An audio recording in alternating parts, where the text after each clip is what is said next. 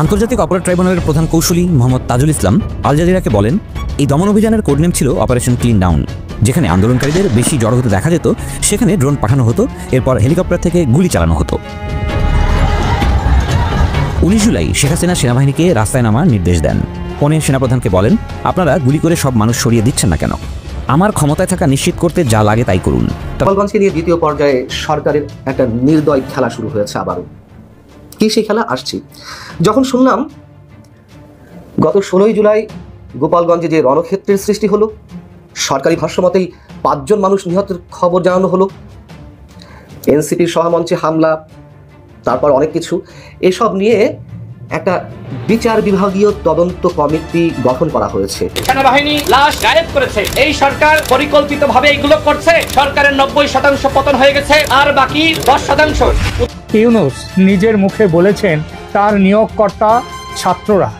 ছাত্রদের মাথায় কে? জামাত। তার মানে ইউনূসের আসল নিয়োগকর্তা জামাত। জামাতের জোর কোথায়? বাংলাদেশ সেনার জোরে চলছে জামাত। বাংলাদেশ সেনাকে চালাচ্ছে কে? পাকিস্তানের আইএসআই এর মাথায় আমেরিকা। নির্বাচন হচ্ছে না, নির্বাচন পিছিয়ে যাচ্ছে, নির্বাচন অনেক দেরিতে হবে, আদতেও এই সরকারের নির্বাচন করার কোনো ইচ্ছা নেই, এরকম নানা আলোচনা সমাজে প্রচলিত আছে। এরকম আলোচনা যখন প্রচলিত আছে, তখন স্বয়ং প্রধান উপদেষ্টাই কি এবার ইঙ্গিত দিলেন নির্বাচন এই মুহূর্তে সম্ভব না? আসসালামু আলাইকুম রহমতুল্লাহ, সবাই কেমন আছেন? আশা করি সবাই অনেক অনেক ভালো এবং সুস্থ আছেন। সবাইকে স্বাগতম জানাচ্ছি আমাদের আরেকটা নতুন ভিডিওতে। প্রতিদিনের মতো আমি আপনাদের কাছে রিয়াদ ফারুকি আবারও চলে আসলাম নতুন একটা ভিডিও নিয়ে। দর্শক, আজকের ভিডিও টাইটেল এবং থাম্বনেল দেখে ইতিমধ্যে বুঝতে পেরেছেন আজকে কি বিষয় নিয়ে কথা বলবো। দেশে যে বর্তমানে রাজনৈতিক চলমান অস্থিরতা চলতেছে, আওয়ামী লীগ, বিএনপি, এনসিপি সহ দেশের বিভিন্ন রাজনৈতিক দলের মধ্যে যে একটা অস্থিরতা চলতেছে নির্বাচনকে কেন্দ্র করে, এবং আওয়ামী লীগ নিয়ে বিভিন্ন সময় আলোচনা সমালোচনা যেন লেগে থাকে।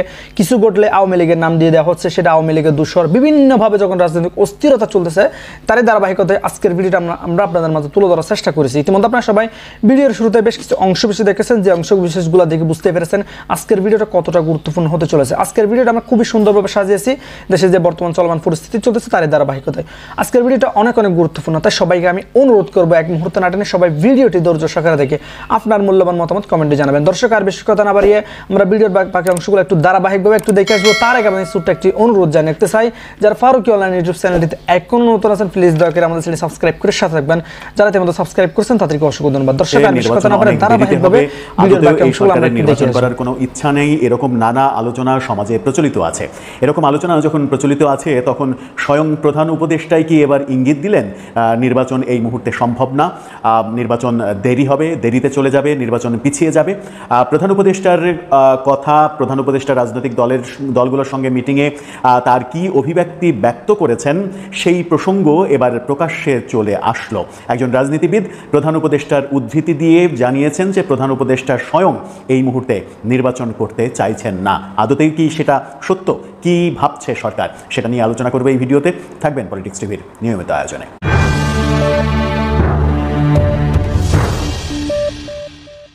দর্শক, পলিটিক্স টিভি নিয়মিত ভিডিওগুলো স্পন্সর করছে প্রজাপতি.tv, নতুন ওটিটি প্ল্যাটফর্ম। আপনারা চাইলে ইউটিউবে, ফেসবুকে, ইনস্টাগ্রামে, টিকটকে দেখে নিতে পারেন। ডেসক্রিপশন বক্সে লিঙ্ক দেওয়া থাকবে, সেখান থেকেও আপনারা দেখে নিতে পারেন প্রজাপতির কার্যক্রম। চলে যাচ্ছি মূল ভিডিওতে। বলছিলাম, এই মুহূর্তে নির্বাচন বোধহয় হচ্ছে না, নির্বাচন করার ইচ্ছা, এই মুহূর্তে নির্বাচন করার ইচ্ছা সরকারের নেই।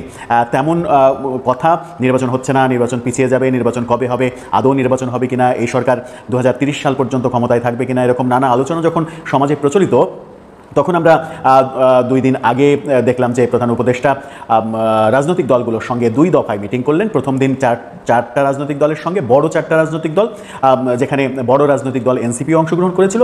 পরের দিন ছোট 13টা দলের সঙ্গে তিনি মিটিং করেছেন।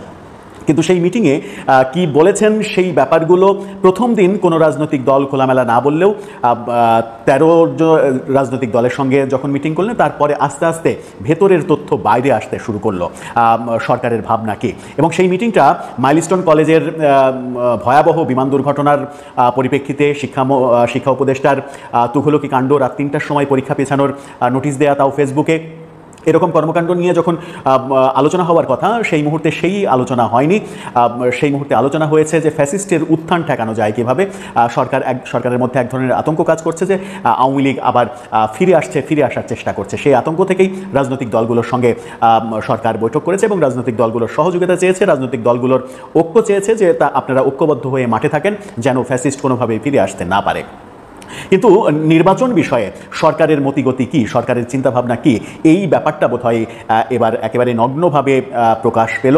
এলডিপির সাধারণ সম্পাদক সম্প্রতি একটা টক শোতে প্রধান উপদেষ্টা কি বলেছেন নির্বাচন বিষয়ে, মূলত নির্বাচন বিষয়ে কি বলেছেন, কি বোঝাতে চেয়েছেন, সেই প্রশ্নের উত্তরে উপস্থাপক যখন সেই প্রশ্ন করেছেন তখন সেই প্রশ্নের উত্তরে এলডিপির মহাসচিব তিনি জানিয়েছেন, প্রধান উপদেষ্টা বলেছেন যে এরকম পরিস্থিতি চলতে থাকলে কিভাবে নির্বাচন সম্ভব। তার মানে হচ্ছে যে এরকম পরিস্থিতি মানে হচ্ছে যে আইনশৃঙ্খলা পরিস্থিতি যে অবনতি হয়েছে, সেই আইনশৃঙ্খলা পরিস্থিতি অবনতি যে ঘটনা আমরা দেখছি সেটা যদি চলতে থাকে তাহলে নির্বাচন কিভাবে সম্ভব, নির্বাচন আদৌ সম্ভব না, এরকমটা বুঝিয়েছেন প্রধান উপদেষ্টা এবং এলডিপির মহাসচিব সেটাই বলেছেন। এই প্রথম প্রধান উপদেষ্টা মিটিংয়ের ভিতরে কি বলেছেন ব্যাপারগুলো বাইরে চলে আসলো, এলডিপির মহাসচিব সরাসরি সেটা বলে দিলেন একটা টক শোতে। তাহলে কি সরকার এক ধরনের প্রিপারেশন নিয়েই মাঠে নেমেছে যে নির্বাচন আদৌ তারা খুব শীঘ্রই করতে চায় না, নির্বাচন পিছিয়ে দেওয়ার যত রকমের প্রক্রিয়া রয়েছে, মেকানিজম রয়েছে, সেই মেকানিজমগুলো নিয়ে তারা কাজ করছে। অনেকে আলোচনা করছিলেন যে সাম্প্রতিক সময়ে বিশেষ করে গোপালগঞ্জের ঘটনা এবং সচিবালয়ে ছাত্রদের বিক্ষোভ, এই দুটো ঘটনা নিয়ে সবথেকে বেশি আলোচনা হয়েছে। এবং গোপালগঞ্জের ঘটনায় স্বরাষ্ট্র উপদেষ্টা বলেছেন যে গোয়েন্দা রিপোর্ট ছিল না এত বড় যে কাণ্ড হবে, সেখানেই মূলত আলোচনা হচ্ছে। প্রধান উপদেষ্টা যখন এই ধরনের কথা বলেছেন তখন অনেকে যোগসূত্র স্থাপনের চেষ্টা করছেন যে গোপালগঞ্জের ঘটনাটা এক ধরনের অ্যারেঞ্জমেন্ট ছিল কিনা, এটা একটা মানে এরকম উদ্দেশ্যই ছিল কিনা যে গোপালগঞ্জে ঘটনাটা ঘটুক, যেন আইনশৃঙ্খলা পরিস্থিতির অবনতি হয়, যেন আইনশৃঙ্খলা পরিস্থিতির অবনতির এই ব্যাপারটা প্রকাশ্যে এনে নির্বাচন কার্যক্রম এই মুহূর্তে সম্ভব না, কি করে সম্ভব এই প্রশ্নগুলো সামনে আনা যায়।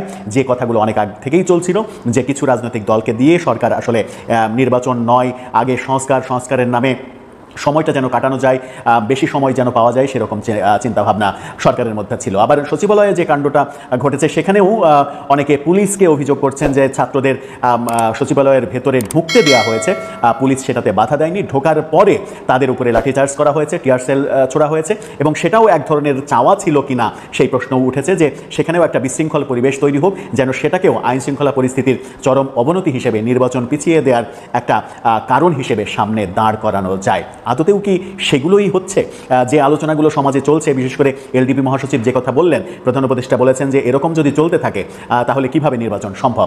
এই মন্তব্যের মাধ্যমেই কি প্রমাণিত হয় না যে সরকার আদতে নির্বাচন এই মুহূর্তে করতে চায় না, নির্বাচন পিছিয়ে দিতে চায়? আমার মনে হয় যে চারিদিকের আলোচনায় প্রায় সব দলই বুঝছে, সবাই বুঝছেন, বিশ্লেষকরা বুঝছেন, বিশেষজ্ঞরা বুঝছেন, সংবাদকর্মীরা বুঝছেন, শুধুমাত্র মনে হয় একটা দল বুঝতে পারছে না এখনো বাস্তবতা, সেই দলটার নাম বিএনপি।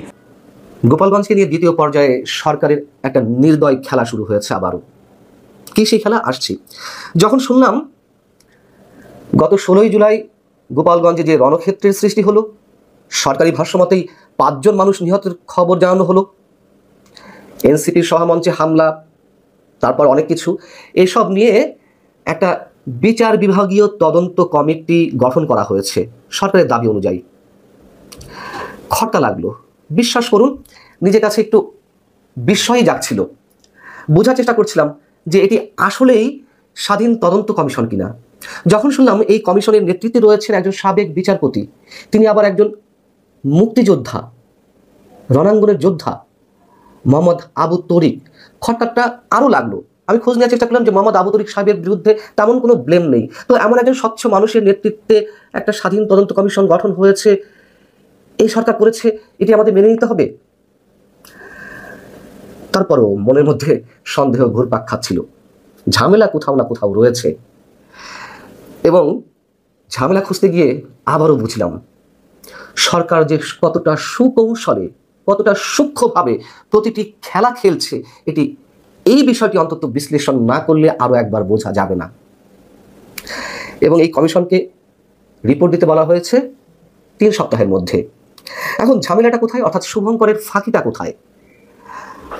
ফাঁকিটা হচ্ছে শর্ত দিয়ে কমিশনের তদন্ত কার্যপরিধি একেবারে বেঁধে দেওয়া হয়েছে।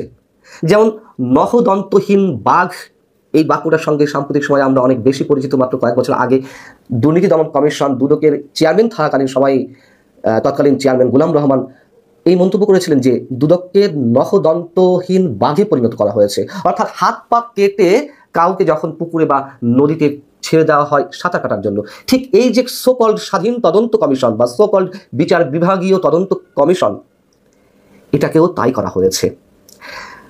এর যে কার্য পরিধি সেটা কিসের মধ্যে সীমাবদ্ধ রাখা হয়েছে আমি একটু বলি এক এক করি। হ্যাঁ, এখানে প্রথমে বলা হচ্ছে যে সংঘটিত ঘটনার অন্তর্নিহিত কারণ চিহ্নিত করা, মানে কি কারণে এই ঘটনা ঘটলো, হামলার ঘটনা ঘটলো। 2 নম্বর হচ্ছে এনসিপির জনসভায় আক্রমণের জন্য দায়ী ব্যক্তি বা সংগঠন চিহ্নিত করা, খেয়াল রাখবেন প্রতিটি পয়েন্ট। 3 হচ্ছে দায়ী ব্যক্তি বা সংগঠনের বিরুদ্ধে আইনানুগ ব্যবস্থা গ্রহণের জন্য সুপারিশ করা। 4 জেলা কারাগার সহ সরকারি স্থাপনায় হামলা ও নিরাপত্তা বিঘ্ন ঘটনা সম্পর্কিত ঘটনাসমূহ বিশ্লেষণ ও মতামত দেওয়া। 5 ভবিষ্যতে অনুরূপ অনাকাঙ্ক্ষিত ঘটনা প্রতিরোধে করণীয় বিষয়ে সুপারিশ করা। বুঝলেন কিছু? তার মানে কি দাঁড়ালো? আলোচনার মানে সারা দেশে আলোচনার যে বিষয়বস্তু সেগুলো নিয়েই কোনো তদন্ত করা যাবে না। ভাওতাবাজিটা বোঝা যাচ্ছে সরকারের। অর্থাৎ ওই দিনের ঘটনায় আসলে কতজন নিহত হয়েছেন, কাদের গুলিতে তারা নিহত হয়েছেন, নিহতদের প্রকৃত পরিচয় কি, নারীর প্রতি কোনো ধরনের সহিংসতা ঘটেছিল কিনা, শিশুদের প্রতি মানবাধিকার লঙ্ঘনের ঘটনা ঘটেছে কিনা। আমরা জানি যে গ্রেপ্তারকৃতদের মধ্যে একাধিক শিশু ছিল, 14, 15, 16 বছরের কিশোরা ছিল। এবং গণগ্রেপ্তার এই মুহূর্তে চলছে কিনা, মামলা বাণিজ্য চলছে কিনা, এগুলো কিছুই করা হবে না।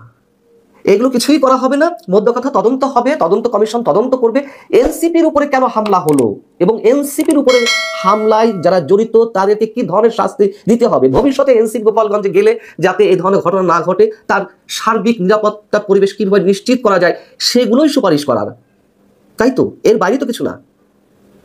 কি তামাশা, মানে সব ফকফকা, কি তামাশা। আমরা জানি প্রতিটি সরকার বা ক্ষমতাসীনরা প্রত্যেকেই নিজেকে মহাবোদ্ধা মনে করে, চালাক মনে করে। সাধারণ মানুষ একেবারে বলদ বা বলদের বাচ্চা, এদের মাথায় কিছুই ঢোকে না, আমাদের মাথাতে কিছুই ঢোকে না। এই ধরনের কোনো ঘটনা ঘটলে স্বাভাবিকভাবেই সুশীল সমাজ থেকে শুরু করে বিজ্ঞজন যারা রয়েছেন সমাজে অথবা সাধারণ মানুষের পক্ষ থেকে দাবি ওঠে যে একটা স্বাধীন তদন্ত কমিশন গঠন করা হোক। সরকার যে তদন্ত করবে সেই তদন্ত যে খুব নিরপেক্ষভাবে হয়েছে সেটা তো মানুষ বিশ্বাস করতে চায় না, এই জন্য বলা হয় স্বাধীন তদন্ত কমিশন গঠন করা হোক। এই যে নাকি বিচার বিভাগীয় তদন্ত কমিশন বা স্বাধীন তদন্ত কমিশন, এবং এই কমিশনের সদস্য কারা? সদস্য এই মুহূর্তে 6 জন।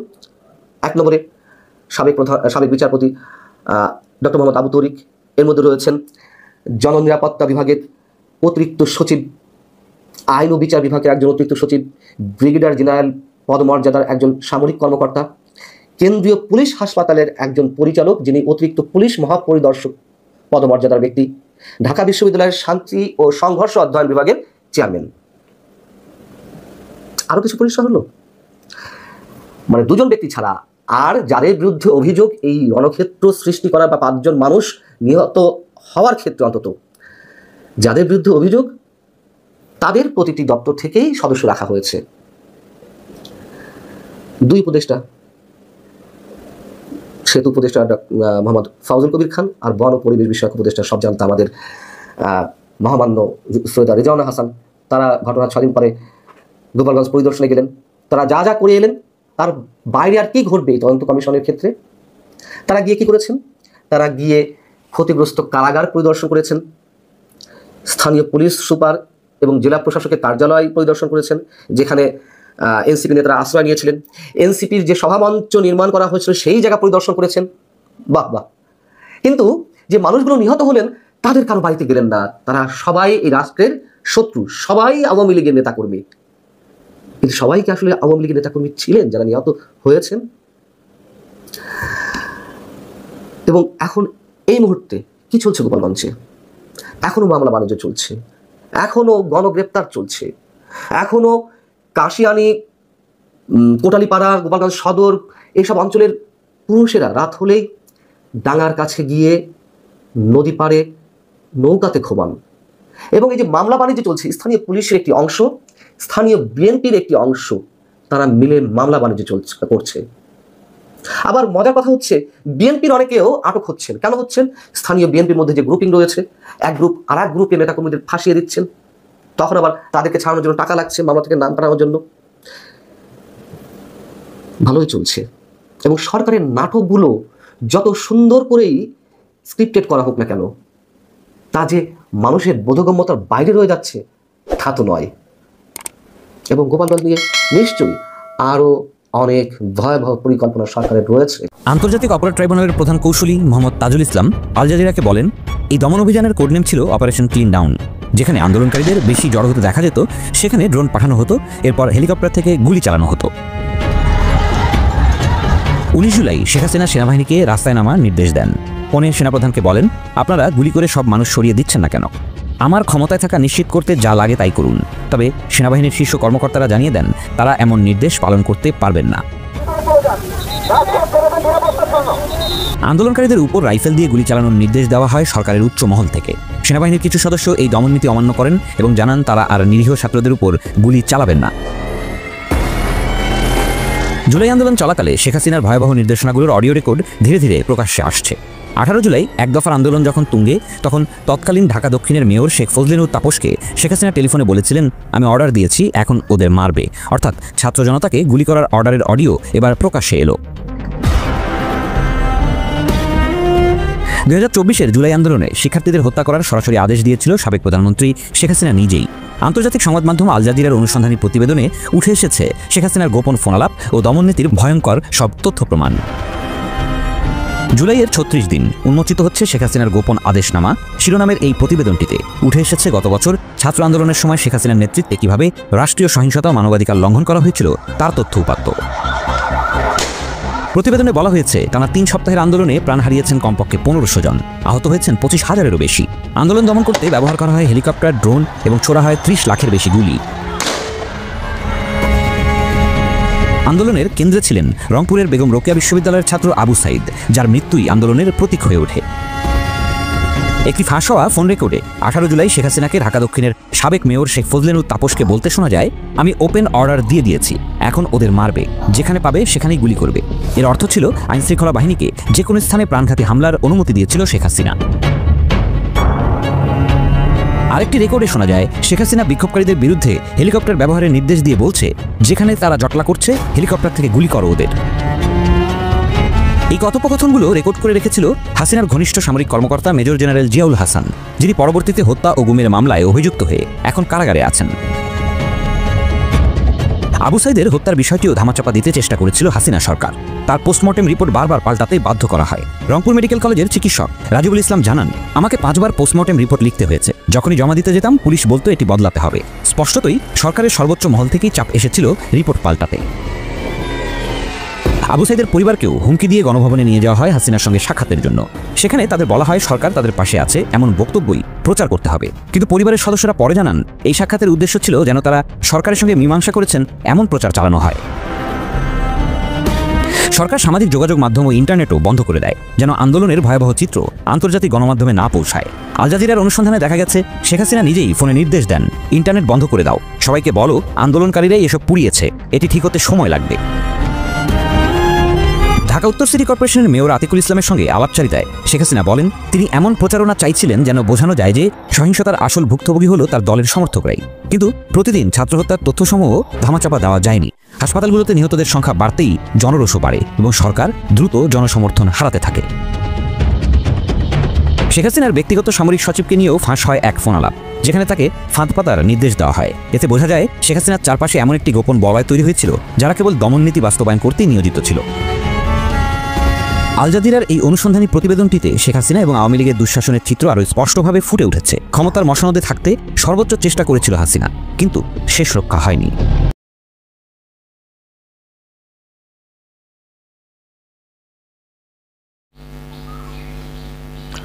তো প্রিয় দর্শক, এই বিষয়টাকে আপনারা কিভাবে দেখতেছেন অবশ্যই কমেন্ট করে জানাবেন। এতক্ষণ যারা সাথে ছিলেন শেষ পর্যন্ত দেখেছেন তাদেরকে অসংখ্য ধন্যবাদ জানিয়ে এখানে শেষ করবো আজকের ভিডিওটি। ভালো থাকবেন, সুস্থ থাকবেন, চ্যানেল নতুন থাকবেন চ্যানেল সাবস্ক্রাইব করে সাথে দেখবেন। ধন্যবাদ সবাইকে, আল্লাহ হাফিজ।